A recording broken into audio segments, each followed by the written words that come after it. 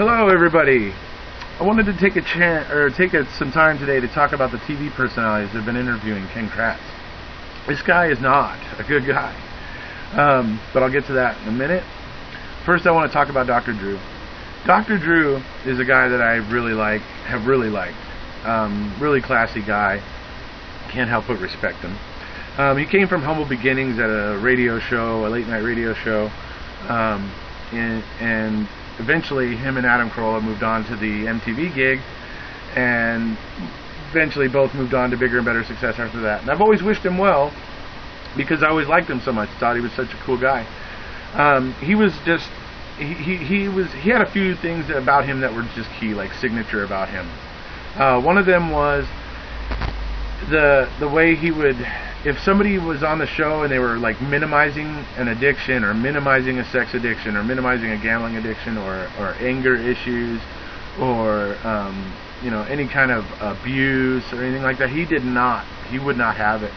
He would stop the show, essentially. He would stop the conversation that was taking place so that he could call that one person out and go one-on-one with that person until he was satisfied.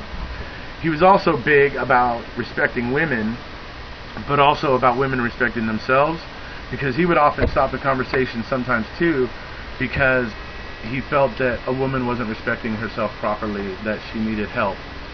And he would stop the conversation and go one-on-one with her, essentially. This was just like what you would expect from Dr. Drew.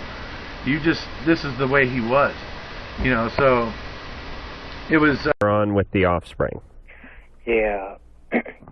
I've got a question. I was wondering if there's anything I can do. Is there any kind of medicine I can take so that I'm not so horny all the time? Mm-hmm. Wow. It ruins my relationships. What's it do? They're not. I mean, I want it 24/7. I mean, all the time. And I've been engaged twice, and it just doesn't work. Yeah, you're 21? 21? Yeah.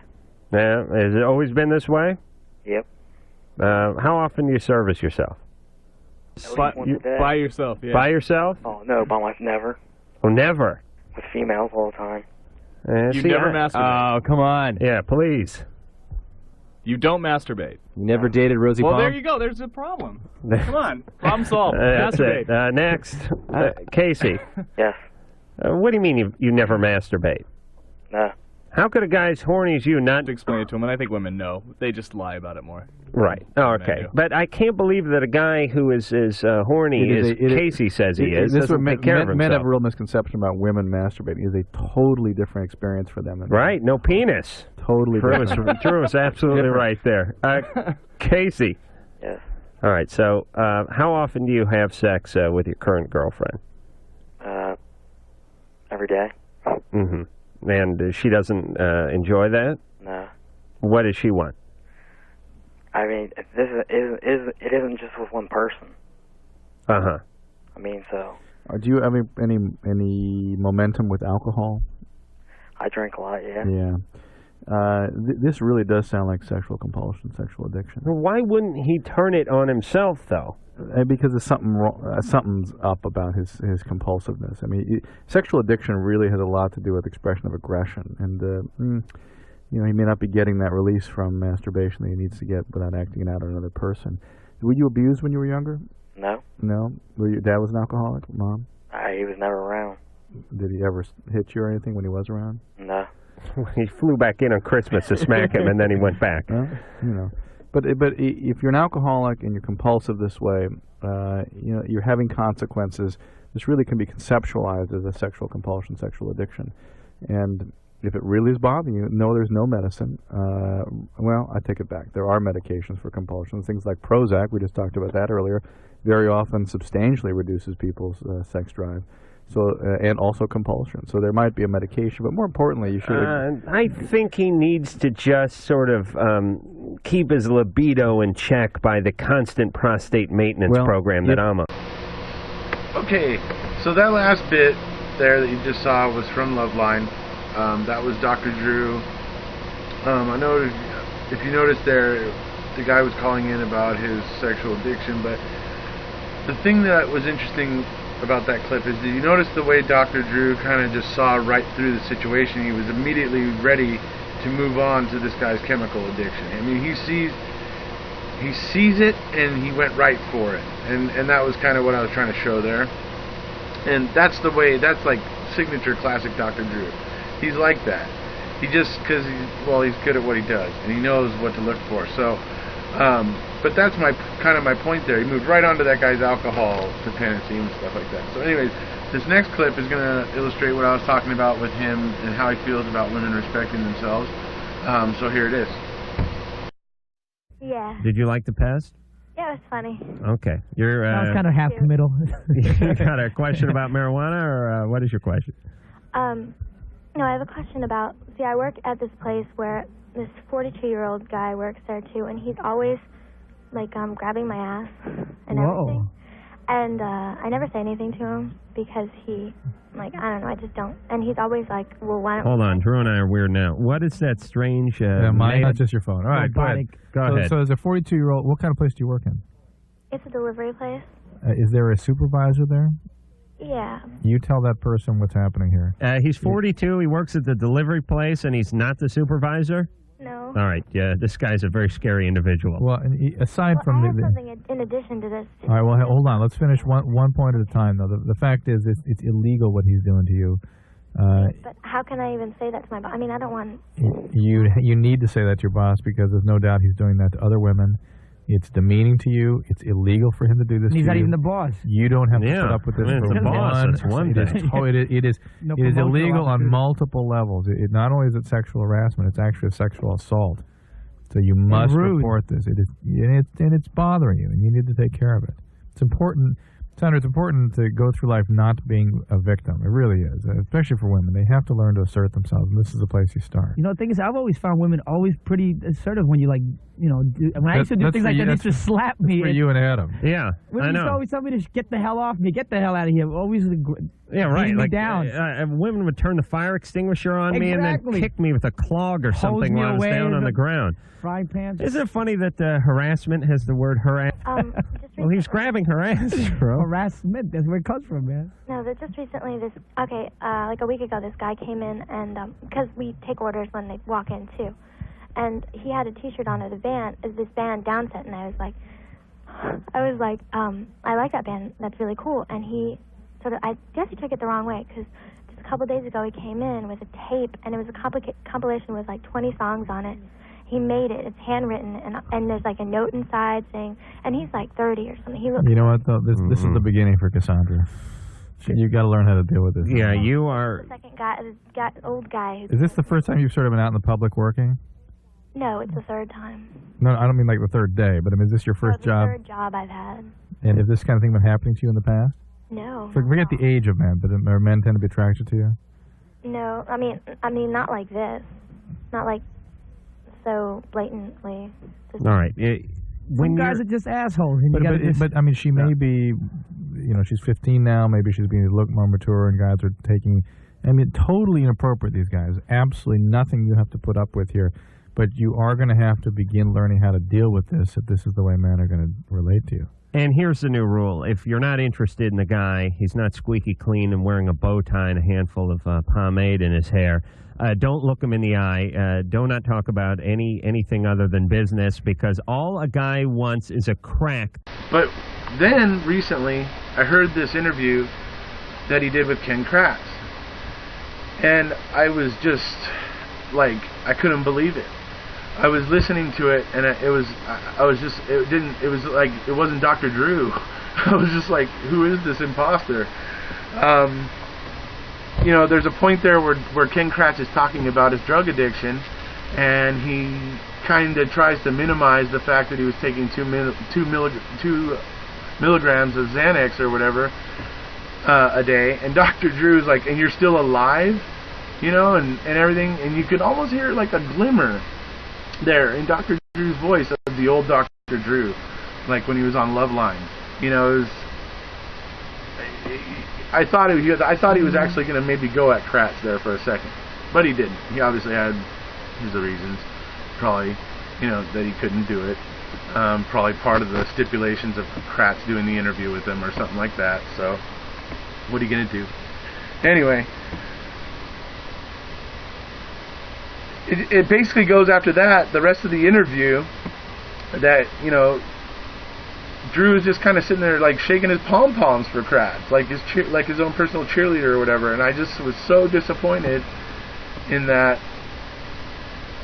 You know, Dr. Drew just didn't seem like himself, and it was so disappointing. The other thing I would say about to Dr. Drew is, you know, Dr. Drew, get over the hole in the top of the purple top tube. Get on board with the fact that the official evidence tape that gets officially put on evidence so that they know if people accessed it in an unauthorized fashion is broken on the styrofoam and the box, and then it's resealed with plain ordinary everyday Scotch tape, and the box wasn't even, the tabs and the tongues on the box weren't even folded back in properly when they Scotch taped it. So, you know, just wanted to suggest that. Anyways, I still think you're a good guy, Dr. Drew, deep down and everything. So my criticism of you is mild.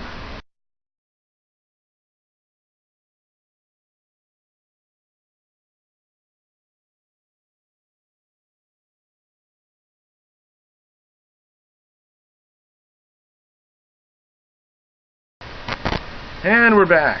Hello. Nancy Grace, you disturb me on multiple levels. First off, anybody that speaks about criminal justice and that sort of thing should just be far less inflammatory. Just because you scream bullshit doesn't make bullshit true. Just saying. I mean, aren't you a TV personality now because you were twice disgraced as a prosecutor in the state of Georgia? Didn't the Georgia Supreme Court declare a mistrial in one of your cases because of your conduct, and severely criticized your conduct in another trial? These things would tend to suggest that you lack objectivity, and that your opinion of guilt or innocence should just not really be taken seriously at all.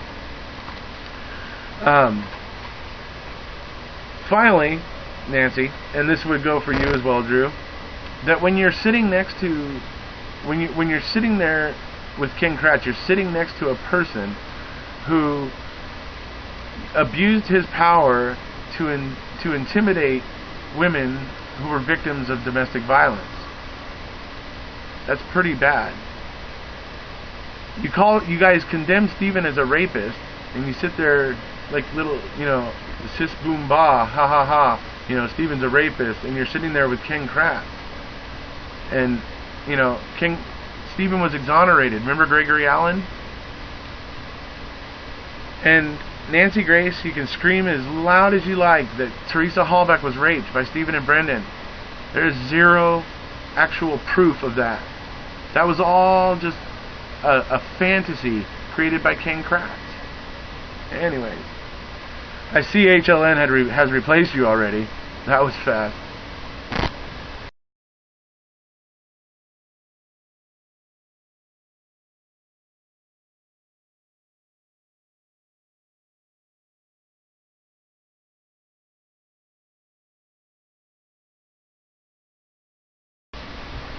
And we're back. Now, Kratz, you've got some serious issues, dude. I think I'm going to start with the trial. I found the way that you called Bobby Dassey and then had him testify about the conversation that his friend had with Stephen, acting like it was a conversation that Bobby had with Stephen. That was crap, dude. That was total crap. Anyways. Also, Jerry Buting was not trying to suggest that Teresa Hallbeck was still alive on the second or third, or, you know, whenever it, you know, the voicemails were believed to have been deleted. He wasn't suggesting that at all. That was you trying to hide the huge holes in this investigation with your ridiculous theatrics.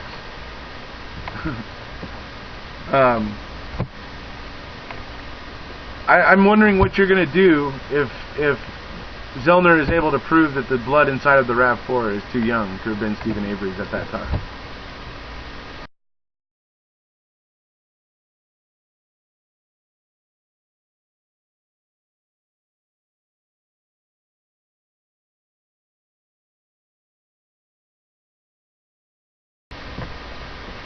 And we're back.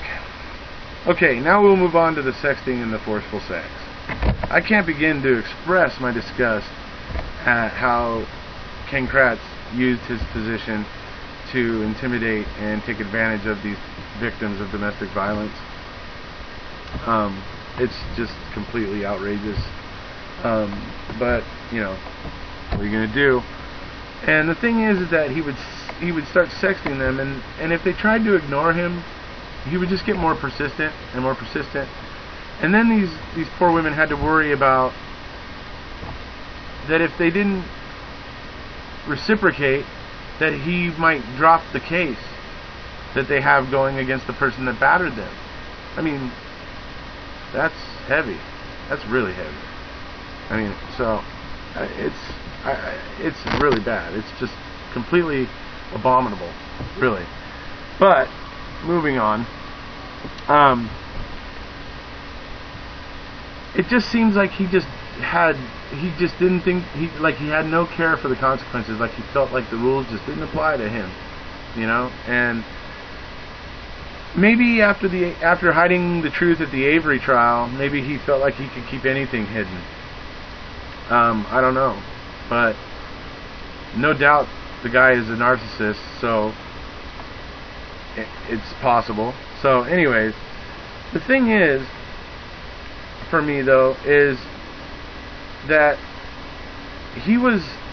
a lot of people in the world have drug problems, but almost all of them don't do what Ken Kratz did.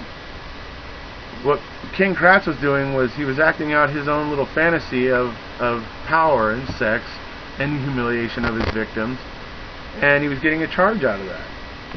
So I mean, he's a bad guy. He's really not a good guy. I hope he's, you know, truly sought help and is truly better now, and that women really have nothing to fear from him now. I truly hope that's true, you know, but I mean, he just seems a little shady to me. Anyway, here are some of the highlights of the sexting.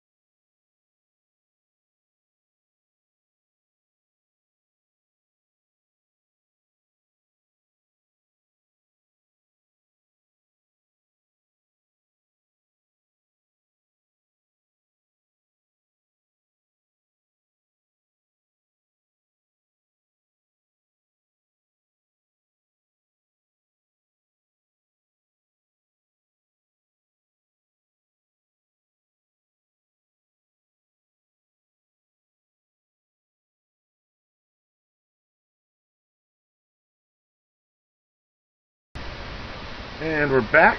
Okay, so there was something else, Kratz, about the Nancy Grace interview. You mentioned that because the March 1st interview has now been thrown out, can't be used, that if they decide to retry Brendan, that they can use one of the other interviews.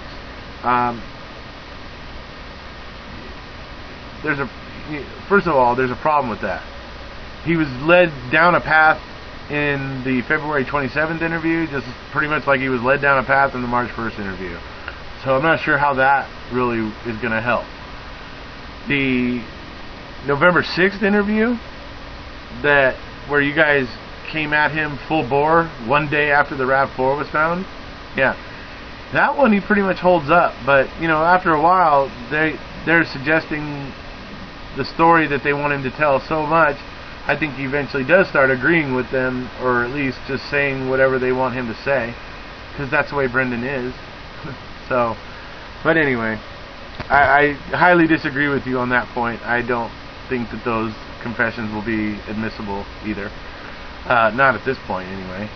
Too much attention, and you know, people are outraged about Brendan. It's pure and simple. So, anyway, so I decided for the final part here to just ask a few people, just kind of like, you know, what is it about Kratz that just really grinds your gears, you know? So it was funny to me that, you know, certain themes run through their responses, but yet they kind of all have a little bit of a different, they're all a little bit critical of a little bit different aspects of it. It's kind of interesting. So the first one who I asked immediately comes back with, Kratz is a sexual deviant that gets off on control and power. You know, that's clearly to do with the sexting and the forceful sex, clearly. The second response was, he considers himself to be economically superior to the women that he has victimized, and views them in the same way that Manitowoc County Sheriff's Department views the Averys, dispensable. So yeah, that's, you know, you can see a kind of a theme here where people don't have much opinion of the way that Kratz thinks of women. But anyway, third response is, he put two innocent men away because of a sick sexual fantasy derived from his own demented imagination. Yeah, that one's pretty harsh. But, you know, hey, people feel this way.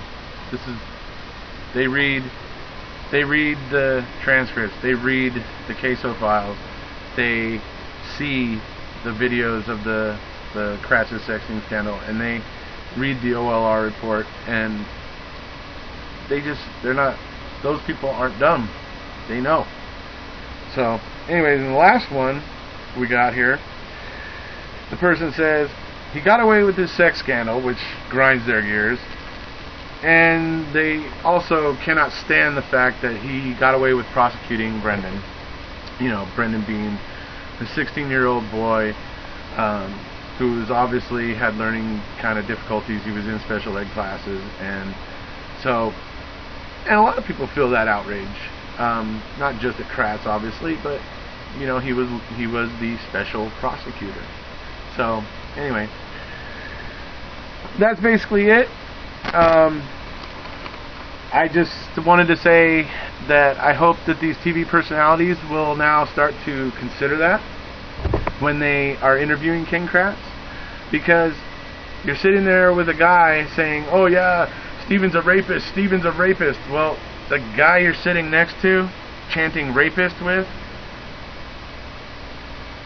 he's closer to it than Steven is. So, anyway. That's all I got. Thank you for watching. If you found this video enjoyable or pleasant or funny, whatever, informative, feel free to hit subscribe down below.